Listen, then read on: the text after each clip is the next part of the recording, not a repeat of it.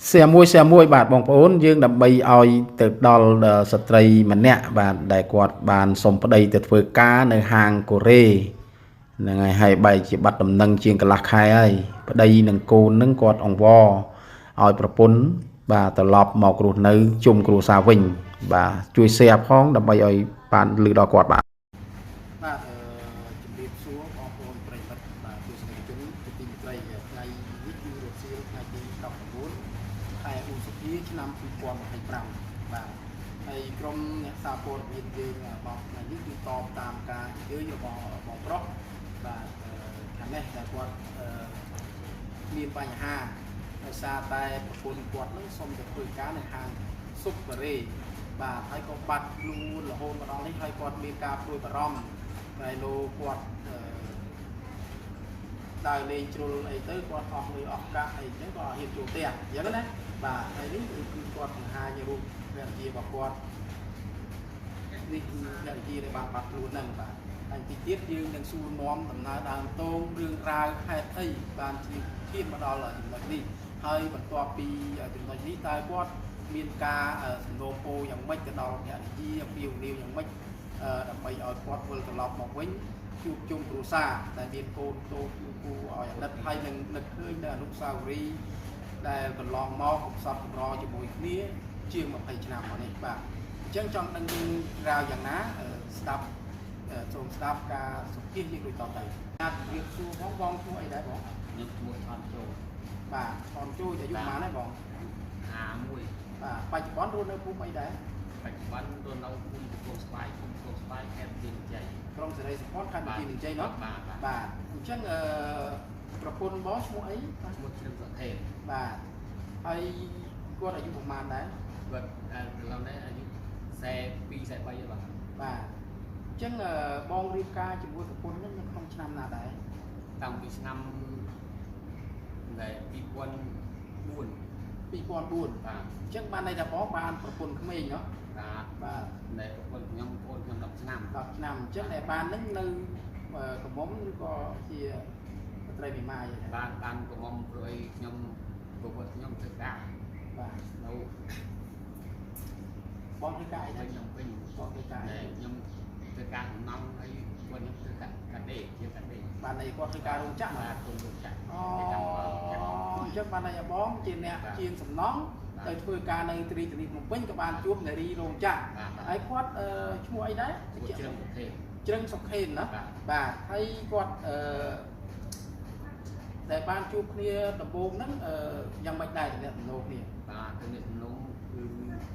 នៅប្រពន្ធខ្ញុំមុនចូលនៅផ្ទះយាយខ្ញុំទៅជួបគ្នាក្នុងពេលហ្នឹងខ្ញុំនៅផ្ទះយាយខ្ញុំហើយបងជាបរិសុទ្ធពុះបាយឬក៏ជាកំឡោះដែរបាទកំឡោះបានតែបងកំឡោះចាស់ហើយហើយបានជួបហ្នឹងសាសងយ៉ាងម៉េចដែរបានទៀតនោះថាបងប្អូនទាំងអស់គ្នាពេលថាមានគូស្នេហ៍ក៏ធ្វើតែគ្នាចឹងឯងចេះនិយាយរៀបរាប់ធ្វើតែគ្នាចឹងបាទពីធ្លាប់ទៅគាត់នោះក៏អាណិតស្រឡាញ់ទៅបាទហើយគាត់អ្នកស្រុកឯណាដែរគាត់ស្រីប្រពន្ធបាត់ខ្ញុំនេះនៅខាងបៃបេភូមិអីនៅ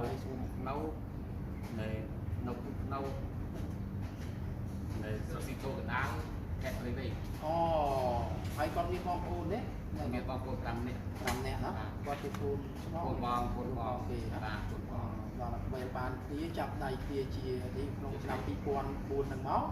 បាទប្រកបរបរអីដែរបាទពេលប្រពន្ធខ្ញុំកាត់ដេរទៅខ្ញុំធ្វើការជាបំណងខ្លះទៅរំទោទៅខ្លះបាទកាលតែចាប់ក្រោយពីចាប់ដៃគ្នាជាប្តីប្រពន្ធហ្នឹងតើបងមានចំណងពីជាកូនចៅនេះប្រហែលបាទតែមាន2នាក់ប្រុសមួយស្រីមួយបាទប្រុសមួយស្រីមួយបាទប្រុសមួយស្រីមួយបាទជាងការដែលរស់នៅជាមួយគ្នារយៈពេលប្រហែលឆ្នាំបានឈានមកដល់ការបែកគ្នា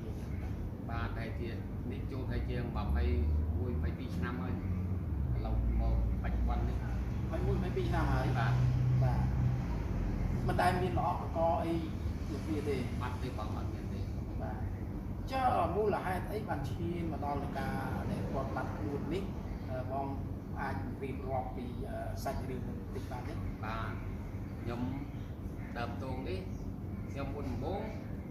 ខ្ញុំឲ្យប្រពន្ធខ្ញុំដល់ផ្ទះដល់នេះទៅឲ្យមើលកូនខ្ញុំមួយ ខ្លួនស្រី បាទ បាទឲ្យមួយទៅ បាទខ្ញុំទៅនៅយូពីនៅពីខេត្តកំពត យល់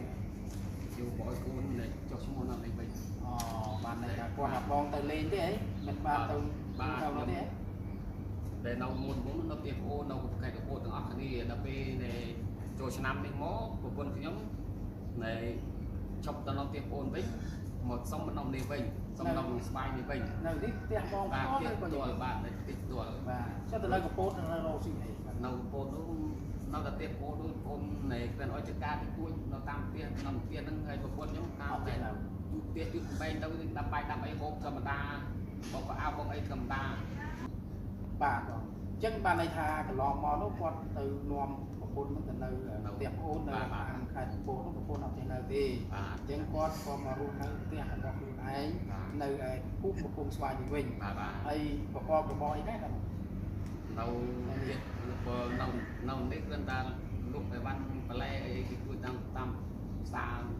ដូចគេទៅអីហ្នឹងបង បាទចាំមិនបានជាគាត់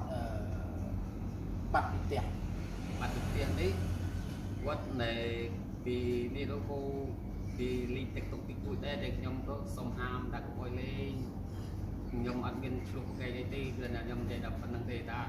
ដល់នេះទៅគោខ្ញុំថាឲ្យប្រពន្ធហ្នឹងនៅផ្ទះមើលថែផ្សារកូននៅផ្ទះខ្ញុំទៅនៅខេត្តកំពតមើលកូនមួយណាខេត្តកំពត អត់មានឆ្លោះទាស់ទេអីប្រើពាក្យសំដីធំដុំអីមានមួយប៉ះទង្គិចផ្លូវចិត្តគាត់ទេបានជាគាត់ចេញទៅ ខ្ញុំអត់បានធ្វើឲ្យគាត់ បាត់ប្រើអំពើហិង្សាទេ អត់ទេអត់មានទេបង អត់ទេ បាទ អញ្ចឹងមូលហេតុដែលបងគិតថាប្រពន្ធបងចេញពីផ្ទះនេះដោយរយៈពេលជិតកន្លះខែនេះហើយតើដើមចោលនេះមកពីអី លោកខ្ញុំអត់នៅសូវយល់ទេបងព្រោះនៅប្រពន្ធខ្ញុំឲ្យនៅជាមួយកូននេះតែប្រពន្ធខ្ញុំគាត់ពីគាត់អីទៅ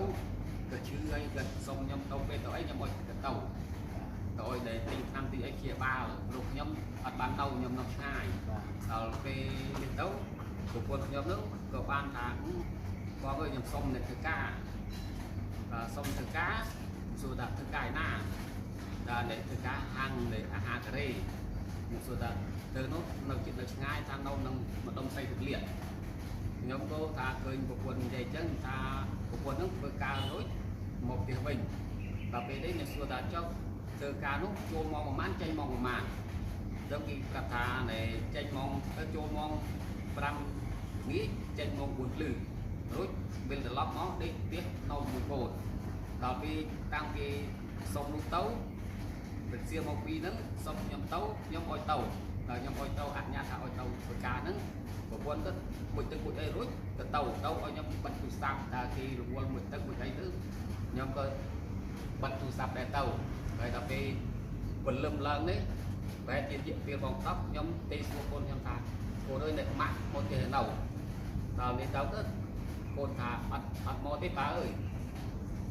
ដល់ បាត់ប្រហែលហើយ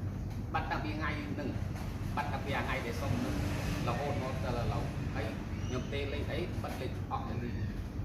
បាត់លេខទៅខ្ញុំទាក់ទងអត់បាន ហើយបងបានដើររោដល់ណាខ្លះ ខ្ញុំដើររោច្រើនដែរតែអត់ឃើញមកខេត្តទីមចេញនេះខ្ញុំចេះតែដើររោអូបែលទឹកខ្លាអីណាទៅខ្ញុំរោដែរតែអត់ឃើញអត់ដឹងតំណែងជួលទេណាអត់ដឹង ចុះតែបាត់ខ្លួននេះបងគិតថាប្រពន្ធបងអត់ចិត្តរឿងអីគឺមួយក៏យ៉ាងម៉េចដែរបាទបងជួយប្រាប់ បាទខ្ញុំcũngមិនយល់តែខ្ញុំខ្លាចថារឿងទីលេង TikTok អីជ្រុលជ្រុំអីគឺខ្ញុំអត់ដឹងដែរព្រោះខ្ញុំនៅអត់បានសូវតាមដានរឿងទីលេង TikTok ឬគេលេងស្អីក៏ខ្ញុំអត់ដឹងដែរព្រោះខ្ញុំអត់សូវយល់លេងដែរខាងទូរស័ព្ទហ្នឹងបងខ្ញុំអត់ចេះលេងហើយខ្ញុំក៏អត់ចេះបានតាមដានប្រពន្ធដែរព្រោះអីខ្ញុំថាគឺខ្ញុំថាប្រពន្ធខ្ញុំមានកូនមានប្តីហើយมันអាចធ្វើអីទៅតា បាទហើយនេះខ្ញុំដូចបានឃើញបងដោយអស់សង្ឃឹមនៅពេលដែលរកប្រពន្ធអត់ឃើញហ្នឹងអស់សង្ឃឹមរយៈពេលជិតកន្លះខែហើយរកប្រពន្ធអត់ឃើញសោះអញ្ចឹងអស់សង្ឃឹមឃើញបងសរសេរជាលិខិតមួយដើម្បីដាំផ្ញើទៅតាមរយៈសារព័ត៌មាននេះក៏ដូចជាបងប្អូនតាមបណ្ដាញសង្គមនានាដែលបានឃើញហើយជួយ share បង្ហោះបន្តដ ដើម្បីឲ្យប្រពន្ធហ្នឹងគាត់បានឃើញហើយនឹកឃើញនៅអនុស្សាវរីយ៍កំសត់ដែលធ្លាប់ឆ្លាញ់គ្នារយៈពេលជាង20ឆ្នាំមានទាំងកូនជាចំណងដៃផងអាណិតដល់កូនឲ្យវិលត្រឡប់មកវិញអញ្ចឹងណាហើយខ្ញុំឃើញចឹងខ្ញុំសូមអាននៅសារលិខិតរបស់បងដែលផ្ញើទៅប្រពន្ធតាមរយៈនេះផងណាមុខឲ្យម្ចាស់លិខិតផ្ទាល់ដែលគាត់នៅអង្គុយនឹងមុខនេះខ្ញុំជំនួសឲ្យគាត់ដែលខ្ញុំអានលិខិតគាត់ផ្ទាល់តែម្ដងដែលផ្ញើជូនទៅប្រពន្ធរបស់គាត់បាទខ្ញុំបាទឈ្មោះឆនជួយប្រពន្ធខ្ញុំឈ្មោះជ្រឹងសុខេនប្រពន្ធខ្ញុំសុំខ្ញុំទៅធ្វើការនៅហាងអាហារកូរ៉េខ្ញុំបានយល់ព្រមឲ្យប្រពន្ធទៅធ្វើការក្នុងហាងកូរ៉េនោះស្រាប់តែបាត់ដំណឹងប្រពន្ធតាំងពីវេលាម៉ោង2រសៀលត្រូវនៅថ្ងៃពុធទី7ខែ5ឆ្នាំ2025នេះបាទខ្ញុំបានទេទូរស័ព្ទទៅប្រពន្ធខ្ញុំតែប្រពន្ធខ្ញុំបានបិទទូរស័ព្ទខ្ញុំសូម្បីតែខ្ញុំទេទៅគាត់តាមឆាតក៏គាត់មិនលើកហើយថែមទាំងប្លុកខ្ញុំចោលទៀតបាទ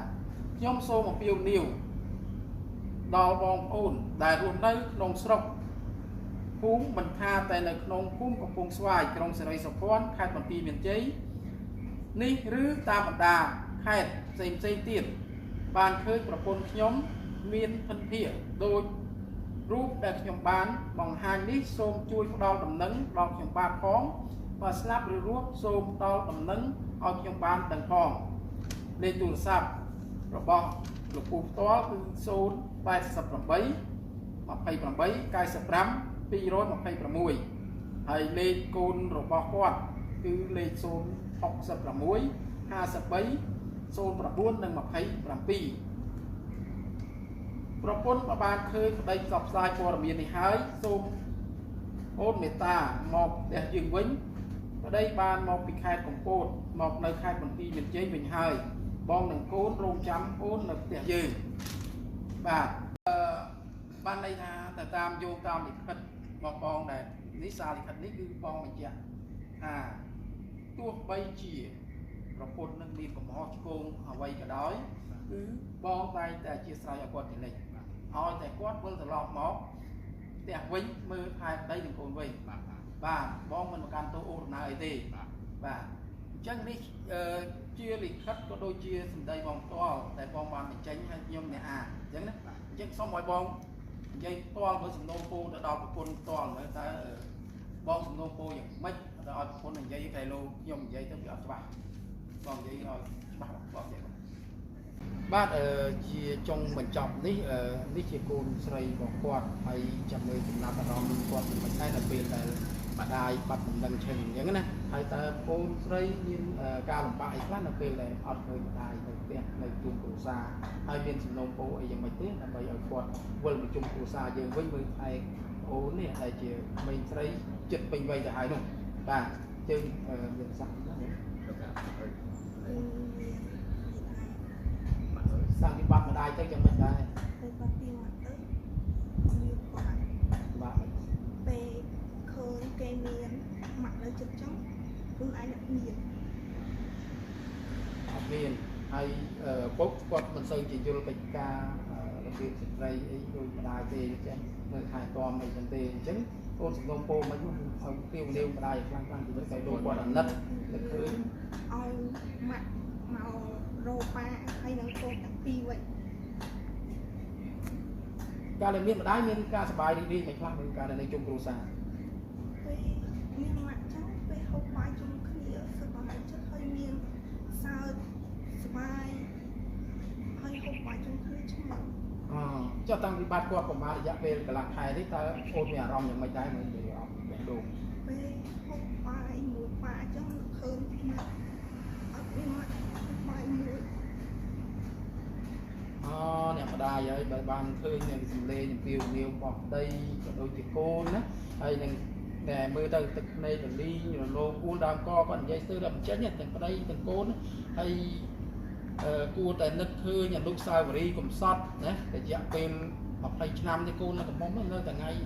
អាយុប៉ុន្មានណាអូនផ្លេចសួរទៅ18ហើយ18ឆ្នាំហើយអញ្ចឹងណាកូនទៀតកូនមានគូសកលអីទៅបណ្ដាយទៅណាអញ្ចឹងអូនជាចុងក្រោយបញ្ចប់តែម្ដងបងក៏ដូចជាអូនស្រីសំណូមពរម្ដងទៀតមើល ខ្ញុំសូមជូនពរឲ្យម៉ាក់មកវិញមកជួយទុំគ្នាវិញ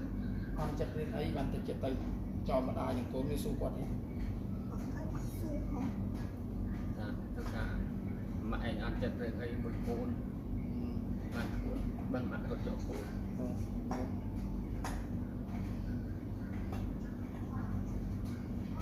៉ាក់មានអន់ចិត្តរឿងអីនឹងកូនហើយនឹងប៉ាបាក់ម៉ាក់ទៅចោលអត់ឃើញមកវិញ ចេះយប់ឡើងមានយកសក់ឃើញគាត់ទេយប់ទៅយប់ ពេលមកឃើញយំហើយអត់មានអីពេលគេសួរអត់មានប្រាប់អី គេស៊ូដែរអ្នកសក់អ្នកពូស៊ូដែរ សួរ ស៊ូតាមម៉េច សួរថាម៉ាក់មកវិញនៅហើយគេថាណាម៉ាក់មកទៅថាអត់ដឹងទេ អរគុណច្រើនបាទគុណនឹកឃើញអនុស្សាវរីយ៍កំសត់កម្រជាមួយភ័យជាមួយកូនហើយវិលមករកគ្រួសារវិញអរគុណច្រើនបាទជំរាបលា